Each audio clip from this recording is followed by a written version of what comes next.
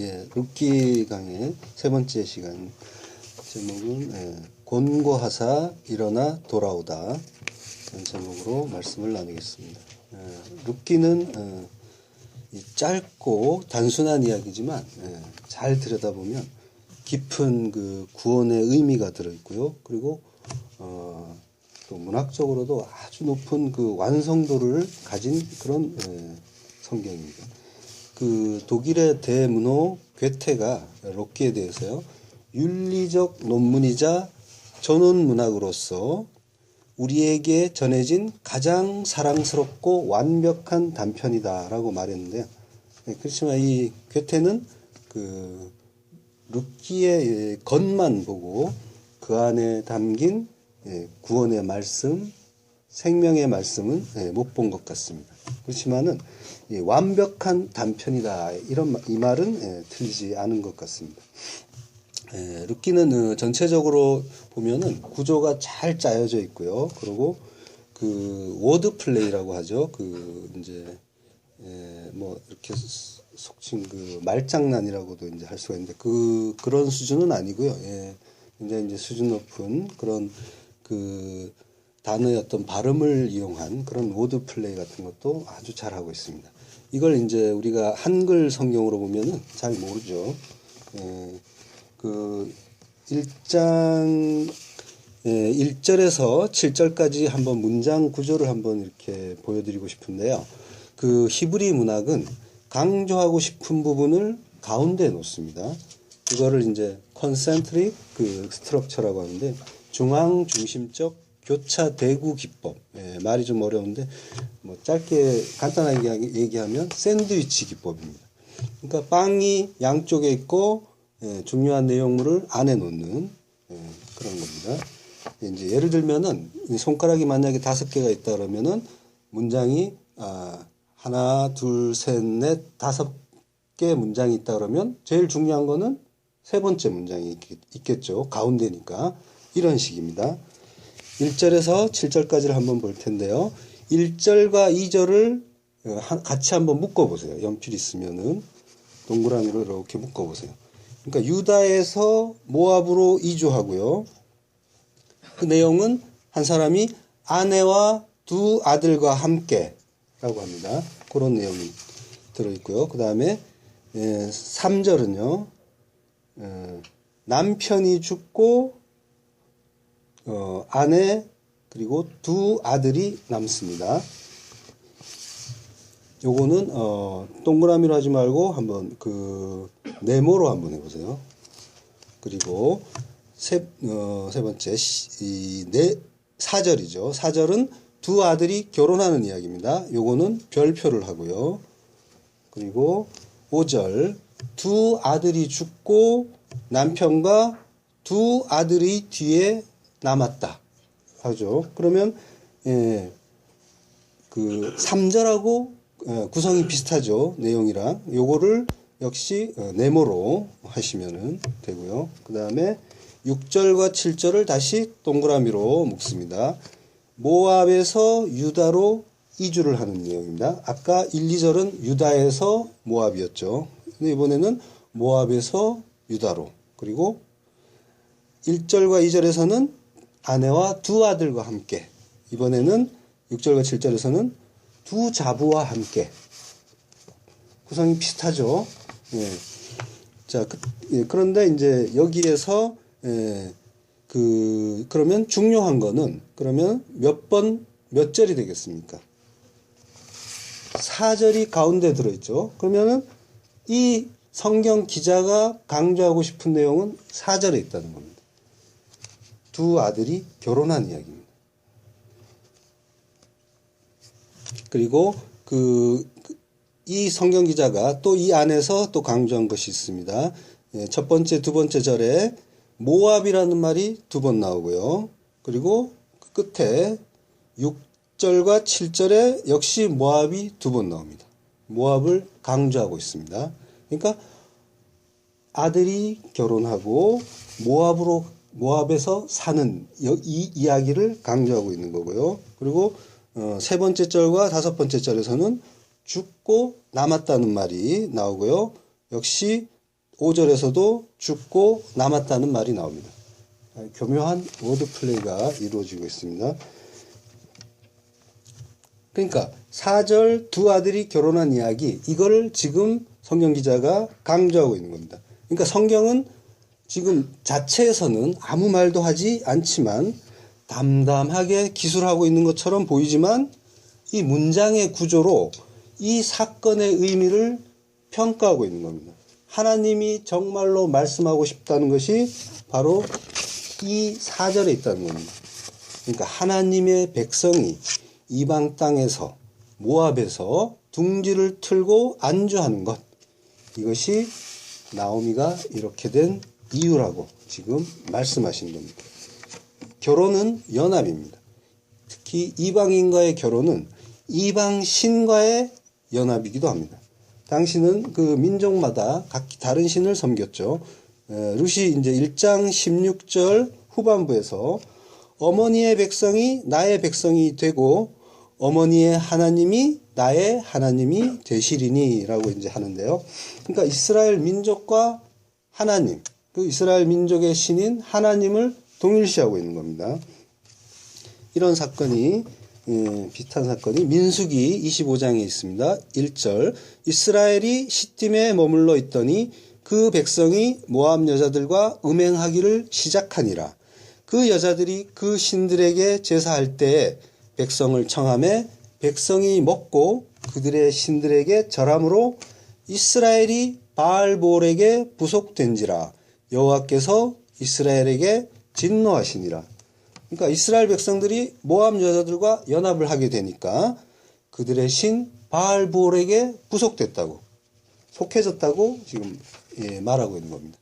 그리고 북이스라엘 그 아합 왕이 시돈의 공주 이세벨과 결혼했을 때는 어떤 사건이 일어났습니까?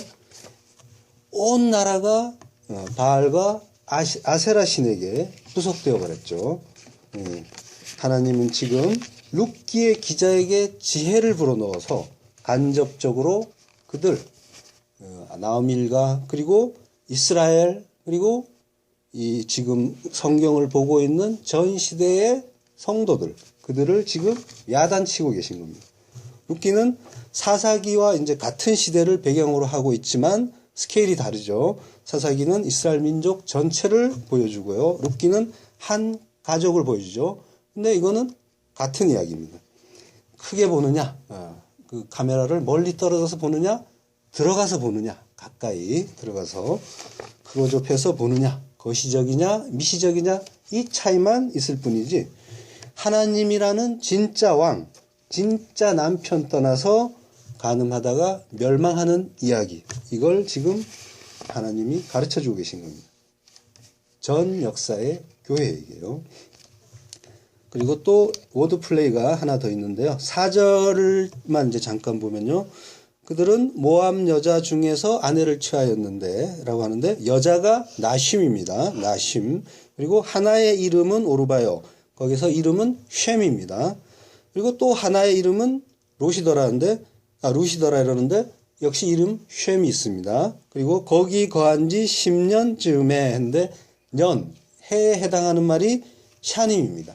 그러니까 쉔과 쉔이 가운데 있고요. 또 나심과 샤님이 있는데 이 말은 자음만 위치를 바꾼 겁니다. 같은 이 말이 다 같은 그 알파벳이 들어있는 겁니다.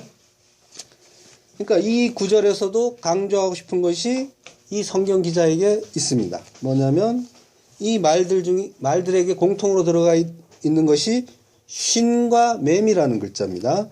그러니까 합치면 쉔입니다. 바로 이름입니다. 이 성경 기자는 지금 이름, 쉔을 강조하고 있는 겁니다. 그러니까 지금 남자들이 다 죽고 여자만 남은 상황이죠. 이 구절의 그 워드 플레이를 통해서 하나님은 지금 성도야, 너의 이름은 여자다.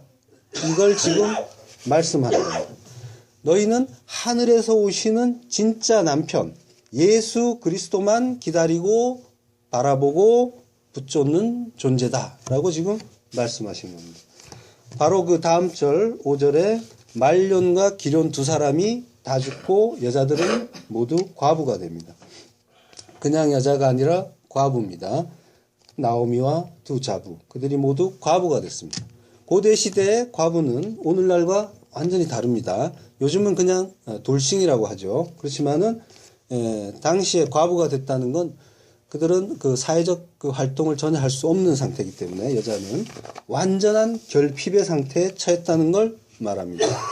성경에서 과부가 많이 나오는데요. 그 의미는 남편이 없는 자. 그래서 남편이 없다는 것은 아무런 그 완전한 결핍이라고 했습니다. 그래서 죽을 수밖에 없는 자. 그러니까 모든 인간의 영적인 상태를 가리키는 말이 사실은 과부입니다. 모든 인간입니다. 누군가의 도움, 그 도움을 받지 않으면 도저히 살아날 수 없는 그 절망의 상태, 자기 부인의 상태, 이거를 우리는 그 자기 부인의 상태라는 것을 깨닫지 못했기 때문에 나는 하나님 없이도 잘 살 수 있다고 하나님 관계없는 자들이 살아있는 거지만 사실은 그들은 모두 죽을 수밖에 없는 존재입니다. 그걸 아는 자들은 스스로 또는 하나님의 뜻에 의해서 자기 부인의 상태로 나아가는 거고요. 그걸 깨닫게 되는 거죠. 그러니까 모든 인간은 하나님이 과부라고 말씀하시는 겁니다. 하나님이 그 구원, 그 진짜 남편인 예수 그리스도의 그 은혜 아니면은 다 죽는다. 이걸 알려주는 말이 과부입니다. 그러니까 완전히 불가능한 이 상태에서 하나님이 은혜로 찾아주시고 그리고 구원해 주시는 겁니다. 그걸 깨달은 자에게. 그런데 다들 진짜 남편 예수 그리스도를 찾을 생각은 하지 않고 만날 생각도 하지 않고 내가 붙잡고 있는 이 남편이 진짜 남편이겠거니 그러니 나는 지금 잘 살고 있는 거겠거니 하면서 살고 있습니다. 하나님을 떠나서 육의 남편, 지금 함께 살고 있는 그 남편을 포함해서요, 세상의 많은 것들, 나를 잘 살게 해준다고 생각하는 그것들을 쫓아서 열심히 달려가는 것. 이것이 하나님이 말씀하시는 간음입니다. 지금 살고 있는 그 남편 사랑하는 것도 죄입니까? 라고 물을 수 있는데요. 그것도 죄입니다. 그걸 통해서 알라고 하는 그 진리, 예수 그리스도라는 진짜 남편 만나고 해야 되는 그 진리를 깨닫지 못하고 눈에 보이는 그 남편만 사랑하고 있으면, 눈에 보이는 그것만 열심히 사랑하고 있으면 그것도 죄입니다. 그게 하나님의 말씀을 율법으로 보는 행위입니다. 나는 남자라서 남편이 없다라고 하는 분은 사실은 모든 인간은 하나님 앞에서 여자라고, 좀 전에 성도야 너 이름은 여자라고 했죠. 그 워드 플레이를 통해서. 그러니까 모든 인간은 하나님 앞에서 여자입니다. 그거 하려고 이 땅에 남자와 여자를 만들어 주신 겁니다. 하늘나라엔 남자 여자 없다고 했습니다. 그러니까 하나님이라는 예수 그리스도라는 그 남편만 사랑해야 하는데 그것보다 세상의 다른 것들을 더 사랑하고 있으면 그게 간음이라고 하는 겁니다. 하나님이 진리를 알라고 세상에 그리고 온 우주의 자연의 제도로 이 많은 것들을 다 쫙 펼쳐서 주셨는데 그걸 보이는 대로만 보고 그 속에 담긴 하나님의 뜻을 알지 못하면 그게 다 간음입니다. 다행히 나는 남편이 있긴 하지만 남편을 사랑하지 않아요 하는 분도 죄입니다. 이웃을 사랑하고 원수조차 사랑하라고 했는데, 그리고 그렇다면은 또 남편 속에 담긴 그 진리 모르기는 마찬가지인 거고요.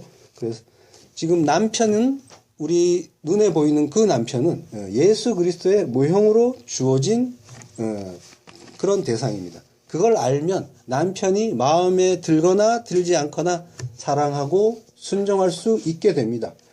남편이 너무 마음에 안 들고 절대 존경스럽지 않다고 할 수도 있습니다. 그렇지만 우리가 2000년 전에 온 우리의 그 남편에 대해서도 그렇게 했습니다. 너무 못생겨서 흠모할 만한 아름다움도 없고 꼴도 보기 싫어서 고개를 돌릴 정도였습니다. 그래서 때려 죽였습니다. 십자가에 달아서. 여러분이 내가 그리고 우리가 남편을 통해서 내가 예수 사랑하는 자인지 아닌지 확인해 보시기 바랍니다. 내가 부인되고 죽으면 그 남편의 외모를 보지 않고 그 내용을 볼 수 있게 됩니다. 하나님이 보라고 한 그걸 그때 사랑할 수 있게 됩니다. 여기에서 그 외모라는 것은 겉으로 드러나는 그 행위까지 다 포함해서 하는 말이죠. 사마리아 여인이 붙잡고 있던 5 남편은 무엇이라고 했습니까? 5 남편, 모세오경, 율법, 그 남편을 붙잡고 살다가 진짜 남편 예수 그리스도를 만나서 영원히 목마르지 않은 생명수를 마시고 영생을 얻는 것, 우리의 구원 이야기라고 했습니다. 이스라엘 사람들이 개취급하는 사마리아, 그 사마리아 중에서도 손가락질 받던 그 사마리아 여인, 그 여인은 죄인 중에 괴수, 나를 가리킨다고 했습니다. 죽을 수밖에 없는 죄인인 나를 하늘의 진짜 신랑이 찾아와서 생명의 물을 전해주는 것, 이것이 구원입니다. 구원의 생명수는 죄인 중에 괴수, 죽을 수밖에 없는 죄인, 완전히 털려서 비어진 자에게 값없이 부어집니다. 그걸 자기 부인이라고 한다고 했습니다. 나의 가치와 가능성, 자존심, 나의 모든 것을 포기한 자, 그걸 깨달은 자, 내가 그런 존재라는 걸 깨달은 자, 하나님이 그를 눈과 귀를 열어서 그걸 깨닫게 된 자에게만 하나님의 은혜가 생명수가 값없이 부어집니다. 그래서 예수님은 의인이 아니라 죄인을 찾으러 왔다고 하시는 겁니다. 본문에서 여호와께서 자기 백성을 곤고하사라는 말이 나오죠. 그 곤고하사는 파카드라는 말인데요. 방문하다, 계수하다. 민수기에서 장정들을 계수하죠. 계수하다, 그때 쓰는 말이고요. 또 돌보다, 이런 뜻도 있습니다. 그러니까 찾아오셨다는 뜻이죠. 방문하다. 그러니까 죄 짓고 이제 망했구나 하고 있는데 하나님이 슬며시 찾아오신 그런 느낌이 드는 말입니다. 창세기에서 하나님이 아담과 하와가 선악과를 먹고 이제 죽었구나 하고 두려워서 떨고 있을 때 에덴을 찾아오셨죠. 창세기 3장 8절, 그들이 날이 서늘할 때에 동산에 거니시는 여호와 하나님의 음성을 듣고 아담과 그 아내가 여호와 하나님의 낯을 피하여 동산나무 사이에 숨은지라. 여호와 하나님이 아담을 부르시며 그에게 이르시되 내가 어디 있느냐. 온 우주에 편만하신 하나님이시지만 마치 에덴을 찾아오신 느낌, 방문하신 느낌이 듭니다. 날이 서늘할 때라는 말은요, 레 루아우 하욤이라고 하고요. 직역을 하면 그날의 성령, 그날의 성령 하나님이라고 합니다. 그러니까 그날의 하나님, 하나님의 날입니다. 그날은 어떤 날입니까? 주의 날이라고 하는 이 날은요, 심판의 날입니다. 베드로후서 3장 10절, 그날에 그러나 주의 날이 도적같이 이르리니 그날에는 하늘이 큰 소리로 떠나가고 체질이 뜨거운 불에 풀어지고 땅과 그 중에 있는 모든 일이 드러나리로다라는 그 날이 바로 날이 서늘할 때를 라고 이제 이렇게 해석한 그날의 성령입니다. 여호와 하나님의 음성을 듣고라고 하는 말은요, 음성은 콜이라고 합니다. 하나님이 말씀을 하셨다는 얘기가 아니라 그냥 소리입니다. 그러니까 하나님의 신이 나타날 때 소리와 함께 나타나시죠. 그 하나님의 소리를 듣고 아담과 하와가 동산나무에 숨었고요. 하나님이 아담에게 내가 어디 있느냐라고 이제 물으시는데요. 이 전지전능한 하나님이 아담이 어디 있는지 몰라서 아담아 하면서 로 아에카, 내가 어디 있느냐라고 이제 찾으시는 건 아닙니다. 하나님은 지금 이걸 물으신 겁니다. 아담아, 내가 선 곳이 어디냐? 지금 이 질문을 하시는 겁니다. 그걸 내가 어디 있느냐라고 번역을 해놨는데요. 그러니까 내가 선 곳이 너는 어딘지 아느냐? 거기가 어딘지를 알고 거기에 숨은 거냐? 지금 하나님은 이 말씀을 하시는 겁니다. 이 아담과 하와가 지금 숨은 곳이 어디입니까? 여호와 하나님의 낯을 피하여 동산 나무 사이에 숨은지라 라고 했는데요. 동산 나무 사이에 숨었다고 합니다. 근데 이 부분도 조금 어색한 번역입니다. 동산 나무라고 하는 나무는 액츠고요. 액츠는 지금 단수입니다. 그러니까 나무는 한 그루밖에 없는데 사이가 있을 수가 없죠. 이 사이라고 번역한 그 원어는 타베크라고 합니다. 타베크는 가운데입니다.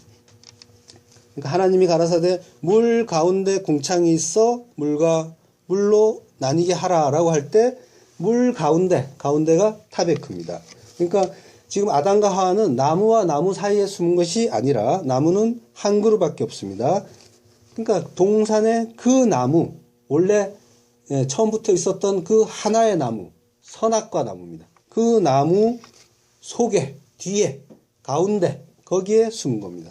그러니까 선악과의 그 의미, 그 율법 속으로 들어가서 거기에 숨은 겁니다. 그래서 하나님이 물으시는 겁니다. 아담아, 내가 선 곳이 어디냐? 거기가 어딘지 알고 거기 숨어 있는 거냐?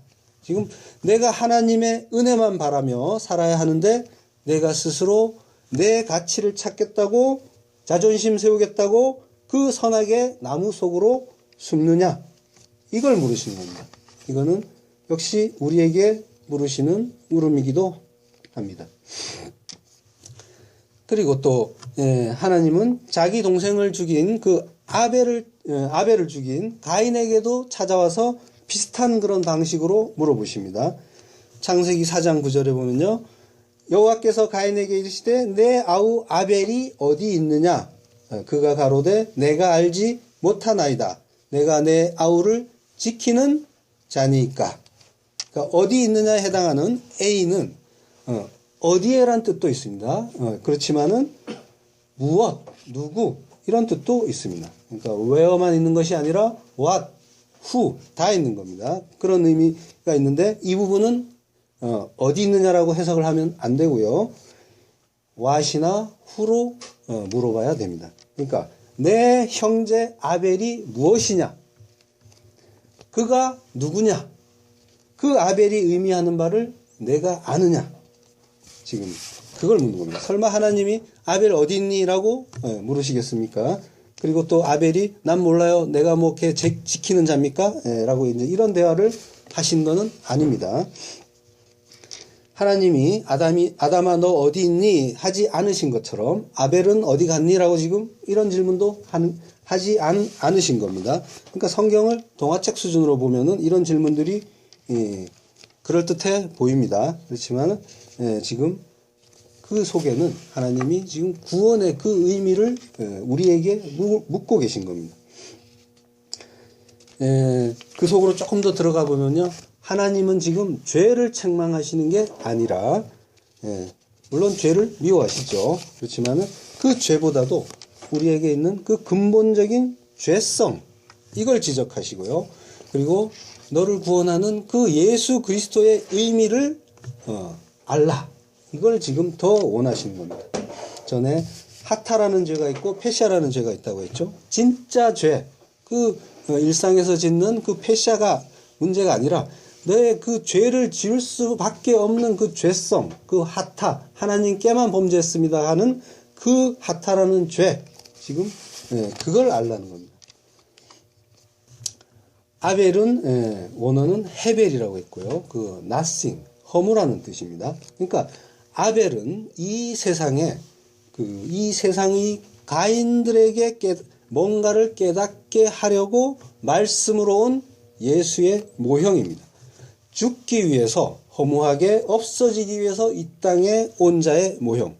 엄청나게 큰 능력을 가져서 잔뜩 기대했는데 그냥 허무하게 십자가에 죽어버린 그분의 모형입니다. 전에 그 허무개그 이야기 잠깐 한 적이 있죠. 폭탄이다 그러니까 네가 폭탄이잖아 그러니까 그래 뭐 이러고 끝나는 아주 허무한 개그. 그러니까 성도는 허무 개그처럼 사는 자입니다. 너 나쁜 놈이지 그러면 맞아. 그러고 너 죽어 그러면 그래. 이렇게 허무 개그처럼 살다가 죽는 자입니다. 그렇게 허무하고 나약해 보이는 그 죽음이 사실은 승리고 오름이며 하나님의 능력이라는 걸 우리 예수님은 부활로 증명하십니다. 하나님이 내가 옳았다고 인정하시는 겁니다. 우리는 허무하지만 참된 능력이 있는 그 십자가를 붙잡는 자입니다. 그 십자가를 붙잡고 쫓아가는 자입니다. 그러면 어떻게 됩니까? 세상에서 낮은 자, 섬기는 자, 대신 죽는 자로 살게 됩니다. 이게 세상 사람들은 이해가 안 됩니다. 오늘날 기독교는 고지론, 성공주의, 물질주의에 사로잡혀서 교회는 교인이 많아지고 그리고 예배당 건물은 커져야 하고 재정은 넉넉해져야 하고 그렇게 해야만 그것이 하나님의 영광이라고 하고요. 또 개인들에게는 부자가 되고 세상에서 출세하고 높이 올라가야 그게 또 하나님의 영광이라고 합니다. 뭐 공부 못하고 좋은 대학 못 가고 뭐 이러면은 하나님의 영광을 가리는 일이라고 속상해하고요. 또 가난해지고 병이 들면 뭔가 하나님께 잘못한 게 있어서 그런 게 아니냐 이러면서 수군대기도 합니다. 그래서 어떤 사람들은 사업에 실패하거나 또는 가정적으로 문제가 생기면 이 믿음 없다는 소리를 들을까봐 억지로 웃으면서 잘 되고 있다고 연극을 하기도 합니다. 아닙니다. 우리는 그리스도인입니다. 그리스도의 사람이고 그리스도 작은 그리스도입니다. 예수 그리스도입니다. 우리가 그러므로 우리는 예수 그리스도를 붙잡게 쫓아가는 그 삶을 살게 되어 있습니다. 낮아지고 섬기고 대신 죽는 십자가의 삶을 살게 되어 있습니다. 그리고 그걸 기뻐하고 감사하는 자가 되게 되어 있습니다. 그게 그리스도의 장성한 분량이 충만한 데까지 자라는 일이고요. 또 지난 수요일에 살펴봤듯이 만사 형통의 삶입니다. 고난을 통해서 발전하는 것이 만사 형통이라고 했죠. 가인이 나는 알지 못합니다.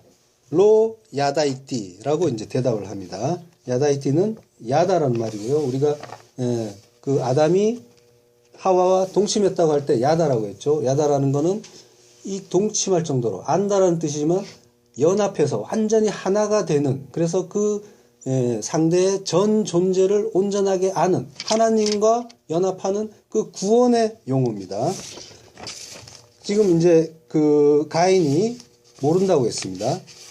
그러니까 죽여놓고 시침이 뚝 떼면서 내가 어떻게 알아요? 이제 그렇게 얘기하는 것이 아니라 나는 그 아벨이 의미하는 바를 모릅니다. 라고 지금 얘기하고 있는 겁니다.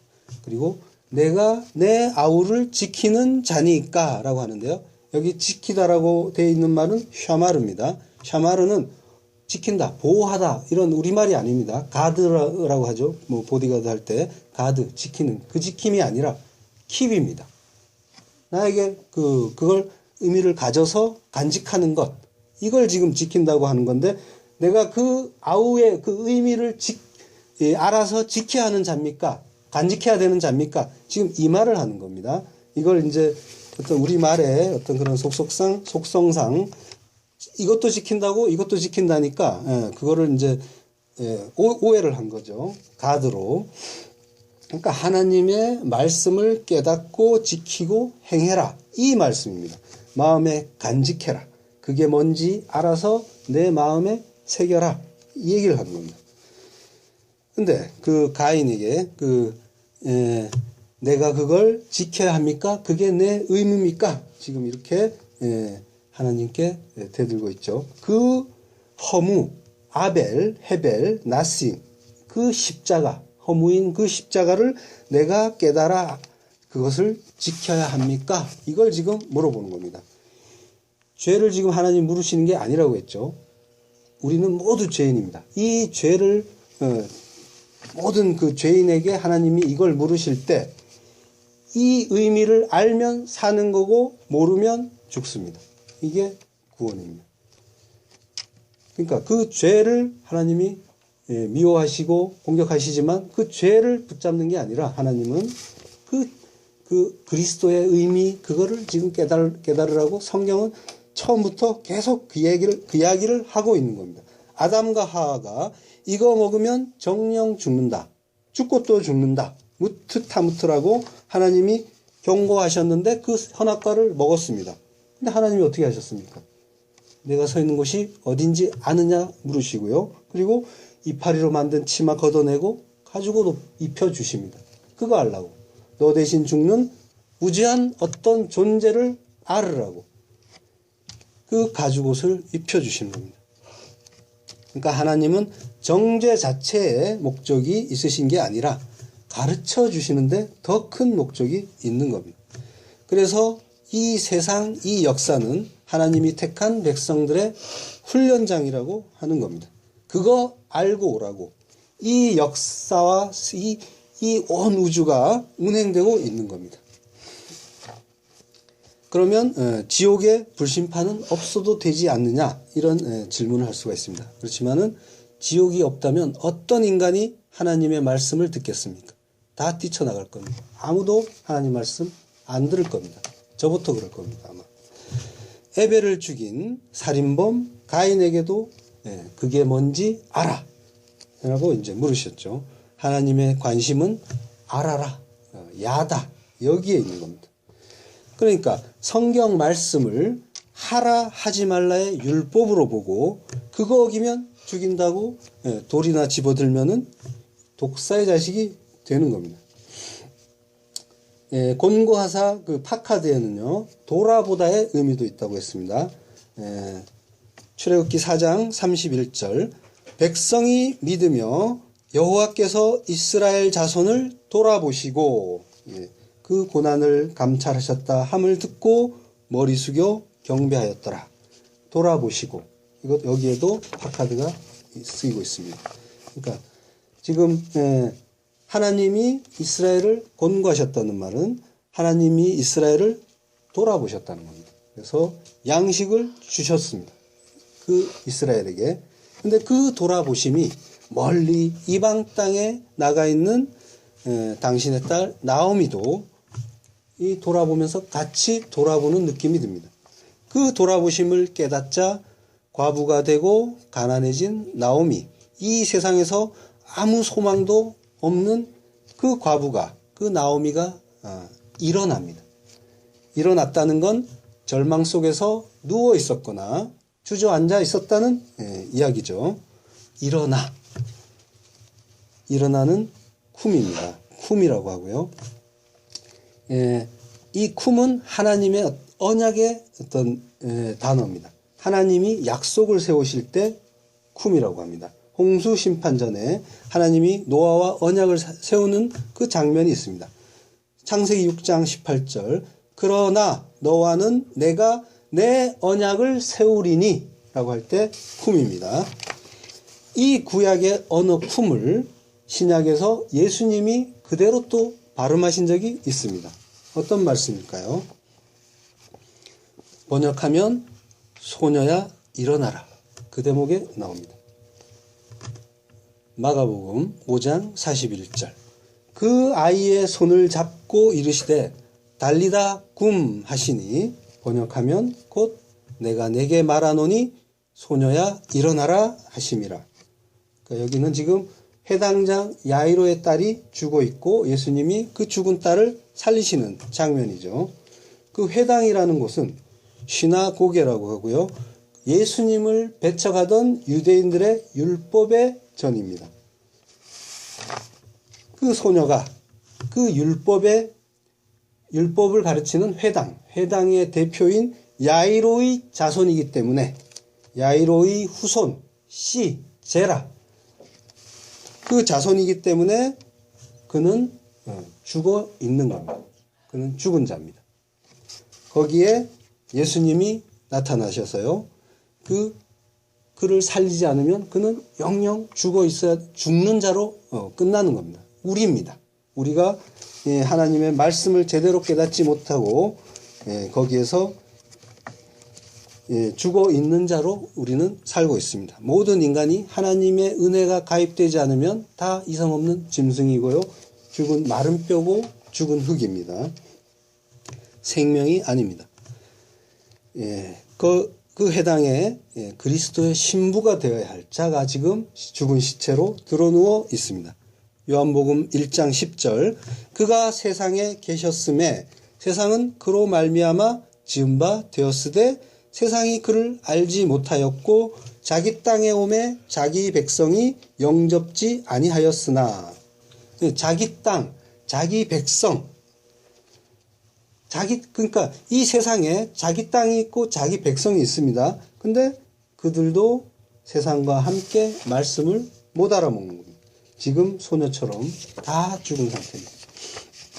하나님이 말씀을 그 구원과 생명의 말씀을 주셨는데 그 말씀을 곡해해서 왜곡된 말씀, 율법이 지금 진짜 말씀을 십자가에 달아 죽입니다. 그것이 2000년 전의 일이면서 지금 교회에서 일어나는 일이기도 합니다. 지금 야이로의 해당에서 일어나는 이 일은 전 역사에 하나님의 전이라고 하는 교회에서 일어나는 일의 모형입니다. 그 그림을 잘 기억하시기 바랍니다. 그리고 예수님이 누구에게 죽는지도 한번 잘 생각해 보십시오. 로마 총독에게 죽는 것처럼 보이지만 세상 권세의 힘을 빌어서 공중 권세의 잡은 자의 힘을 빌어서 하나님을 믿는다고 하는 자들, 유대인들, 성전 지도자들, 제사장들, 교회가 하나님을 죽이고 있습니다. 본디오 빌라도만 죽일 놈 만들면서 그 뒤로 숨어버렸는데요. 율법주의, 인본주의 교회가 하나님을 죽입니다. 우리는 어떻습니까? 우리 안에 그 율법주의, 인본주의 없습니까? 잘 들여다보면 철철 넘칩니다. 틈만 나면 다른 사람 정죄하고요. 나는 늘 옳아야 하고 그리고 하나님 말씀을 다른 사람 죽이는데 씁니다. 이것이 유대인들의 율법주의였고요.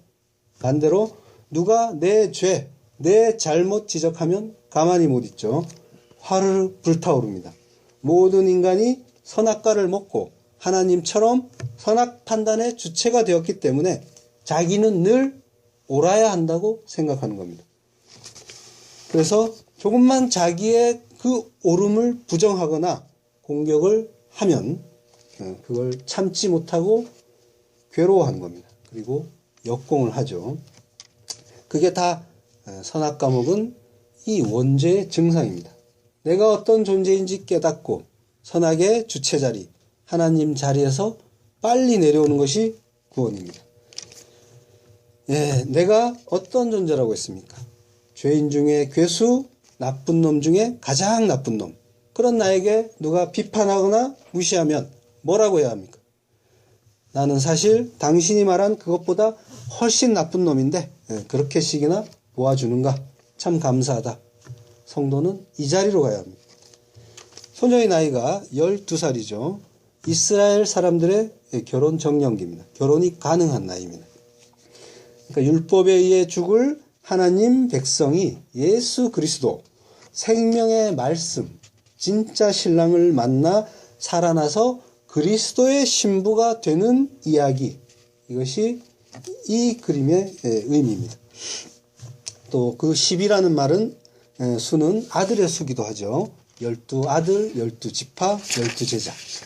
진짜 신랑 예수 그리스도를 만나 그 생명을 내 안에 가지면 그 씨를 내 안에 가지면 내가 아들이 된다고 했습니다. 달리다 꿈, 하나님이 언약을 세우는 것, 이걸 말하고 그 언약을 받은 자는 그리스도 옆에 신부로 선다. 이걸 알려주는 이야기입니다. 본문에서요. 이에 두 자부와 함께 일어나 모압 지방에서 돌아오려 하여 라고 하는데 돌아오려 하여 슈브입니다. 돌아오다, 회복하다 이런 뜻도 있고요. 무엇보다도 하나님께로 돌아오다 라는 뜻이 있습니다. 회개를 뜻하는 말입니다. 우리가 회개하면 죄를 뉘우친다는 것, 이걸 주로 생각하죠. 그러나 참된 회개는 하나님이 아닌 다른 곳을 향해서 가고 있던 인생의 방향을 하나님께로 돌리는 대전환, 이걸 참된 회개라고 한다고 했습니다. 이방 모압을 향해 나아갔던 나오미의 삶의 방향을 하나님께로, 하나님이 계신 그 약속의 땅으로 되돌리는 것. 이것이 돌아오다 슈브의 의미입니다. 슈브는 히브리어고요. 헬라어로 하면 메타노에입니다. 메타노에는 그 뜻은 다른 마음으로 보게 되다라는 의미가 있습니다. 그러니까 돌아서는 슈브, 그리고 다른 마음으로 보는 메타노에. 이거는 조금 의미가 다른 것 같지만 다르지 않습니다. 우리는 항상 선과 악의 두 마음을 가지고 내가 선악의 주체가 되어 나에게 유리한 것, 이익이 되는 것만 선이라고 생각하며 사는 존재입니다.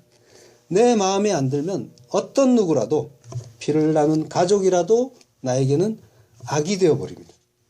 우리의 진짜 죄는 선과 악 두 마음으로 보는 걸 탐심이라고 하고 에피뚜미아라고 했습니다.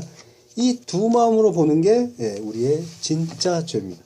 거기서 떠나서 다른 마음으로 보는 것, 그걸 메타노에라고 합니다. 선과 악이 따로 있는 게 아니라 모든 것이 하나님의 진리를 깨닫게 하시려고 주시는 좋은 선물이로구나. 하나님이 지으신 모든 것이 선하심에 감사로 받으면 버릴 것이 없구나. 이걸 알면 다른 마음, 새 마음을 갖게 된 것입니다. 이 새 마음은 구약에서도 여러 차례 내내 나옵니다. 사무엘상에서부터 이 에스겔에서도 보면요, 36장 26절에 보면 또 새 영을 너희 속에 두고 새 마음을 너희에게 주되, 너희 육신에서 굳은 마음을 제하고 부드러운 마음을 줄 것이며 새 마음을 준다고 합니다. 그러니까 내가 너희에게 새 영, 새 마음을 줄 거야. 다른 마음으로 생각하게 만들 거야. 이게 회개시킨다는 말입니다. 이렇게 되면은 돌아서겠죠. 그러니까 슈브와 메타노에는 같은 말입니다. 근데 돌아선다. 그 회개의 주체도 하나님입니다. 탕자가 자기 발로 돌아오는 것 같지만 하나님이 그 마음을 주장하신 겁니다. 사도행전 2장 38절. 베드로가 이르되 너희가 회개하여 각각 예수 그리스도의 이름으로 세례를 받고 죄 사함을 받으라. 그리하면 성령의 선물을 받으리니. 자, 회개한 자는 어떻게 된다고 합니까? 예수 그리스도의 이름으로 세례를 받고 죄 사함을 받으라고 합니다. 그러니까 우리가 세례라고 하면 물 세례를 알고 있죠. 물론 성령 세례도 있습니다. 그렇지만 예수님은 또 다른 세례를 말씀하십니다. 누가복음 12장 50절. 나는 받을 세례가 있으니 그 이루기까지 나의 답답함이 어떠하겠느냐. 그러니까 예수님이 지금 말씀하시는 세례는 무엇입니까? 어떤 세례기에 이토록 답답해 하실까요? 바로 십자가입니다. 이것이 세례의 참 의미입니다. 세례 자체가 죽었다가 살아나는 것. 우리가 출애굽에서 이스라엘 백성들이 모세에게 속하여 홍해를 건너죠. 그러면 세상에서는 죽은 자로 보이고요. 죽어가는 자로 보이고 반대쪽에서 보면 살아나는 자로 보입니다. 그러니까 죽었다가 살아나는 것. 옛사람 죽고 새사람으로 사는 것. 이것이 부활입니다. 기독교는 부활의 종교입니다. 종교는 아니지만 굳이 말하자면 부활의 종교라고 할 수 있습니다. 부활은 죽음을 전제로 합니다. 자기를 부인하고 십자가 지고 예수님 따라가서 골고다에 박혀 죽는 것. 이것이 죽음입니다. 그렇게 죽는 것을 예수 믿는다. 하나님을 안다고 하고요. 그렇게 죽은 자가 하나님의 아들의 십자가 보혈을 힘입어서 부활의 생명을 얻는 것. 이것이 구원이고 영생입니다. 한 번 죽은 자는 영원히 살고요. 죽기 싫다고 끝까지 발버둥 치는 자는 마지막 날에 영원히 죽습니다. 그리스도를 따르는 자, 그리스도인이라고 하는 우리는 하나님의 권고하심을 받아서 그리스도의 신부로 우리의 진짜 남편 예수 그리스도의 곁에 우뚝 서야 합니다. 그리고 모든 것을 둘러보는 죄에서 돌이켜서 회개해야 되는 거죠. 슈브, 메타노에해서 십자가에 예수 그리스도와 함께 못 박혀 죽고 옛사람 죽고 새 사람으로 부활하는 것, 이것이 오늘 말씀 권고하사 일어나 돌아서다의 의미입니다. 기도하겠습니다.